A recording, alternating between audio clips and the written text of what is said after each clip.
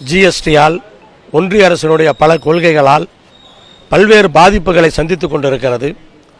பல்வேறு சிறு குறு நடுத்தர தொழில் நிறுவனங்கள் தமிழகத்திலே மூடப்பட்டிருக்கிறது. அப்படிப்பட்ட இந்த சூழ்நிலையில் இந்த மின்கட்டணம் உயர்வு என்பது பாதிக்கக்கூடியதுதான்.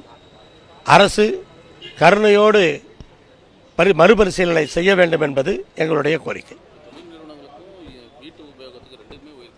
மொத்தமாகவே மக்களை எந்த கட்டணம் உயர்வென்றாலும் மக்களை பாதிக்கக்கூடிய விஷயம்தான். அரசு மறுபரிசீலனை செய்ய வேண்டும் என்று மக்கள் எதிர்பார்க்கிறார்கள். அந்த பரிசீலனையை அவர்கள் செய்யும். மாண்புமிகு தமிழ்நாடு முதலமைச்சர் அவர்கள் சட்ட நடவடிக்கைகளை தீவிரப்படுத்த வேண்டும் என்ற தீர்மானத்தை கொண்டு வந்திருக்கின்றார்.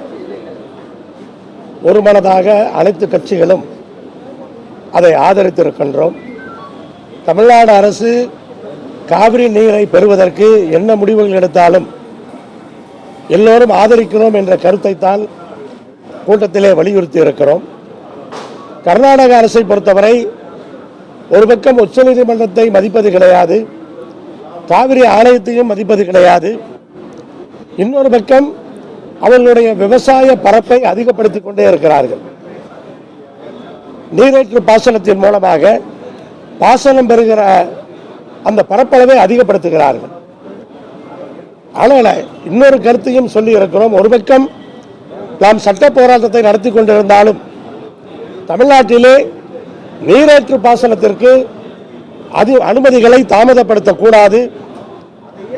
நாமக்கல் சேலம் மாவட்டத்தில் மட்டும் ஒரு 30 திட்டங்கள் கிடப்பில் இருக்கின்றன. அது தமிழ்நாடு அரசு நீரேற்று பாசனத்திற்கு அனுமதி மூலமாக நாமும் பாசன பகுதிகளை அதிகப்படுத்த முடியும். இன்னொன்று, நீலகிரியிலே உருவாகின்ற மழை நேரங்களிலே வருகின்ற உபரி நீரை மோயாற்றிலே திருப்பிவிட்டு பவானி நதியின் வழியாக காவிரி ஆற்றிலே கலக்க முடியும். ஒரு பக்கம் நீதி போராட்டத்தை நடத்தி கொண்டிருந்தாலும் இன்னொரு பக்கம் இதையும் செய்ய வேண்டும் என்ற கருத்தை கூட்டத்திலே நாங்கள் சொல்லி இருக்கிறோம்.